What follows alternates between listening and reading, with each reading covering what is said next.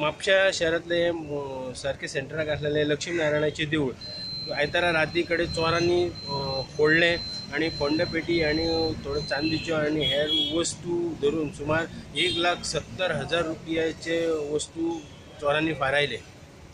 Mapusa police investigation करतात. फाटसून भितर जाल्ले गॅस कटर हाडलो तेंच्यांनी. गॅस कटर हाडून मोठो वारावाचे विंडो आसलो तो कट केलो. तो कट करून भितर येवन तांच्यांनी फोंडपेटी काडली. फोंडपेटी सायडी करून फोडली. मागीर आमचो लॉकर आसलो लॉकर फोडलो.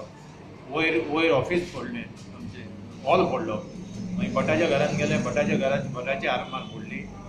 भटाची सगळे वस्तू अस्ताव्यस्त केल्यो आनी भटाचे पयशे गेले.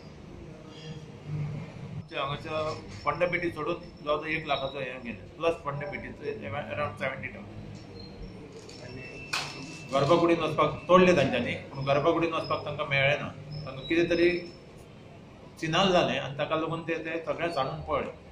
फोंडपेटींचे अर्दे पयशे कितें तरी थंय सांडले तेंच्यांनी प्लस तांचो गॅस कटर आहा तोय सांडलो आनी ते पळय.